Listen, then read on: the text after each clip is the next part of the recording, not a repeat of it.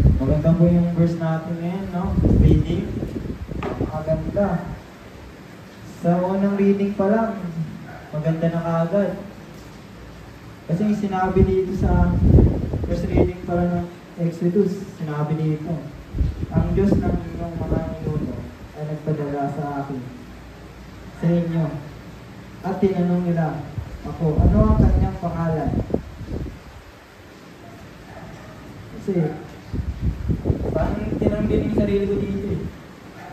Kung ako kaya ang sinugo ng Panginoon, ano kaya itatawag sa akin?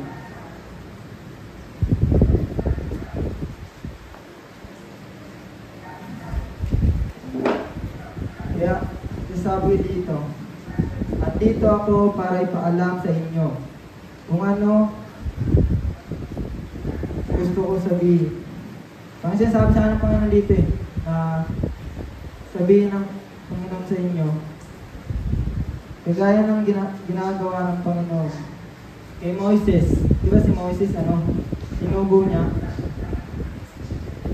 sa bansang Israelita para mahatid ang mabuting balita mula sa Panginoon. Kagaya na lang ng ginagawa natin sa atin ng Panginoon. Isipin niyo na lang na sa tuwing nagbibigay tayo ng TOL at SOW, nasabi sa akin ng Panginoon mula sa puso, pinapapunta ko dito para ipatid sa inyo ang gustong sabihin ng Panginoon sa inyong lahat, mga kapatid.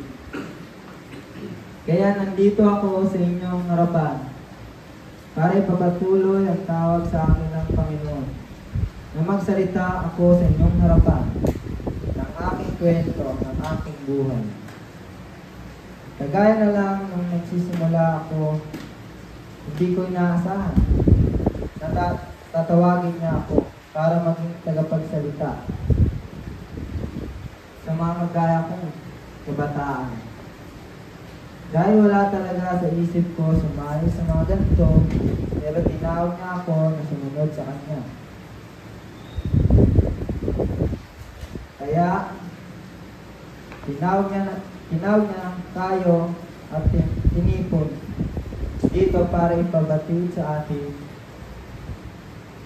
ang Diyos ng ating mga ninuno, isa lang. Mga ginagawa natin dito ay nakikita niya rin mula sa malayo.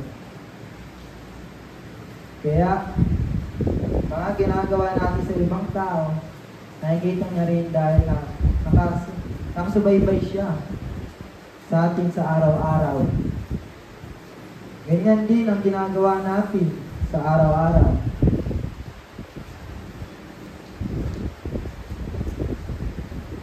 Nagdarasal sa Panginoon para sa ating kaligtasan at sa mga mahal natin sa buhay.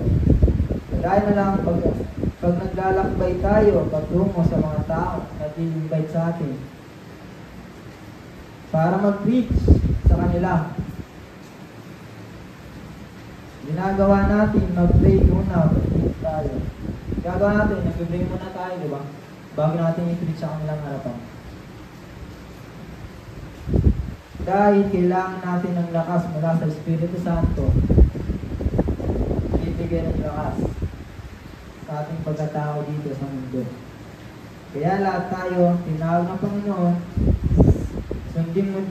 sundin mo, dahil hindi ka napapabayaan. Kagaya, hindi nga pinapabayaan ng Panginoon.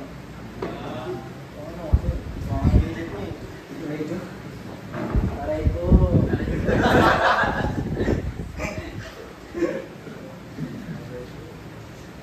Hindi niya ibibigay sa iyo yan. Hindi niya ibibigay sa atin yan kung alam niya hindi natin kaya.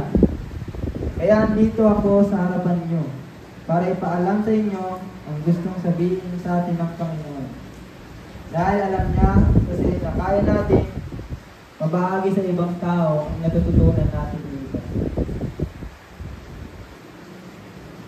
Kaya, kaya sabi sa sarili ko na kahit pupunta na talaga ako, bibigay ko pa rin ang best ko para sa mga kabataan natin kagaya.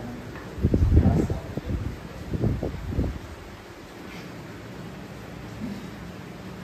Dako naman tayo sa binigay naman ni, sa binasa naman ni ang sagas Phil naman tayo ngayon. Ganda naman na dun yung message sa Bible, Panginoon Diyos. Nakasulat kasi doon sa 28 Matthew. Lumapit kayo sa akin, kayong lahat na nangangapapagal at nabibigatan sa inyong bansahin, at kayo ay aking bigyan ng kapahingahan. Kaya sa gano'n, kayo sa Paul din, ano po ba yung kapahingahan tinutukoy dito ng Panginoon? Kasi tingumatan ako, sabi ko, nakapagpahinga naman na ako. Sabi ko, pero pa pala, ano saan dito? Kasi parang pinarealize saan ng Panginoon eh. Parang may kulang pa. Kulang pa, hindi pa pahinga talaga. Parang, hindi ka mo sa akin, hindi ko na, ito ba yun? Hindi pa pala nakapagpahinga. Lagay lang yan. Yes, yes.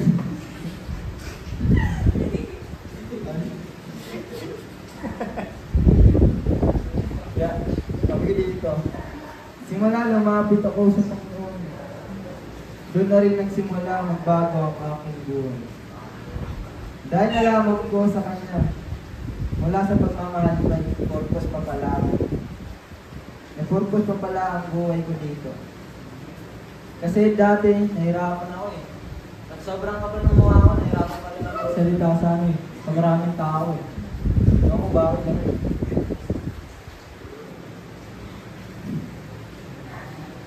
Ako magsalita sa maraming tao. Anong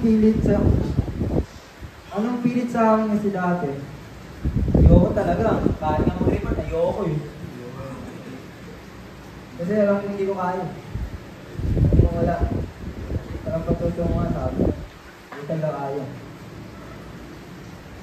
Dahil sa lakas ng Panginoon, binigyan niya ako ng lakas para makatayo ako dito sa inyong harapan ngayon.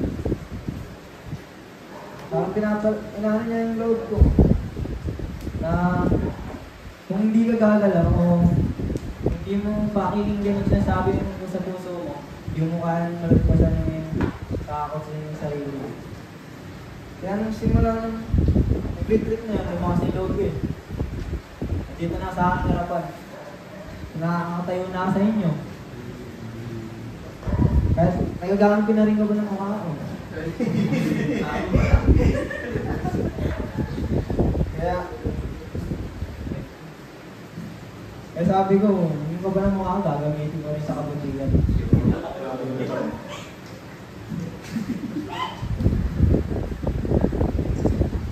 Dito bang, meron pa dito yung ano lang ako. Sa Mateo 29, yung kasi ano yun pa, tatlo yun. Ginawa ko yung mahimay ko talaga eh. Parang mas lalo akong maunawa. Parang talaga ano niya, tinutukoy niya talaga. Sinabi niya dito sa verse, pansinin niyo ang aking pangako at matuto kayo sa akin, kapagkat ako ay maamo at mapapakumbaba sa puso at makakatagpo kayo ng kapahingahan para sa inyong mga kaluluwa. Sino ba dito, may tanong ako, sino ba dito mapakumbaba sa puso? Hindi wala. Hindi joke lang. Hindi, alam ko naman sa inyo, tayo lagi sa meron na tayo kami, pakumbaba eh. Wala sa puso eh. Hindi nyo lang kasi masyadong pinagkakalat ko ng kwento. Gusto nyo kasi be humble.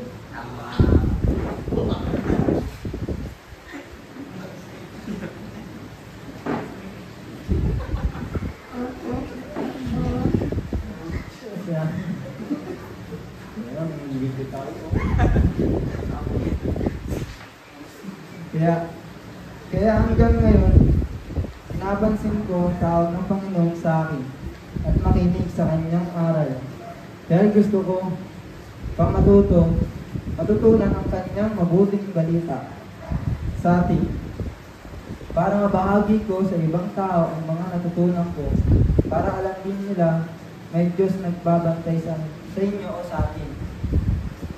Kaya para sa akin, ang tunay na kapahingahan ko kayo. Kayo ang tunay na kapahingahan ko. O yun, hindi lang nalata. Aray ko.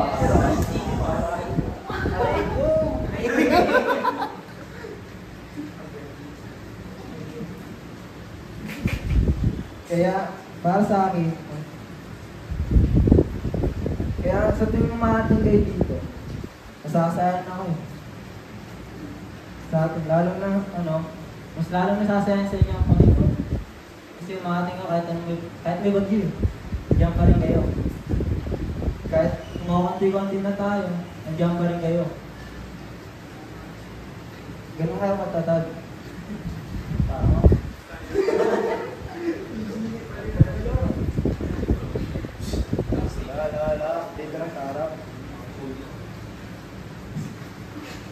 Kaya, kahit anong hirap pa yan, dumating sa ating buhay, ay malalagpasan natin. Dahil meron tayong Diyos na kasama sa araw-araw. Dahil hindi niya tayo papabayaan sa lahat. Kaya tayo matulong makinig sa mabuting balita ng Panginoon at tanggapin ng Espiritu Santo mula sa puso. Kaya mga kapatid, wag tayo tumigil na simulan natin. Wag tayo tumigil sa nasimulan natin. Napagsunod sa Panginoon nating lahat. Kaya, ini-invite ko kayo na sama-sama tayo mag-pray sa ating mga kapatid na dumadaan ng pagsubok, challenge, na malagpasan din nila ang mga dumarating sa buhay nila. Kaya invite ko na tulungan natin sila makabalik sa ating sintahan at maalala rin ng Panginoon. Ayan lang po. Kaya question naman po number 1. Anong part sa reading o gospel at song na tumatak sa iyo? Number 2. Ano ang sinasabi sa iyo ng Panginoon mula sa puso mo?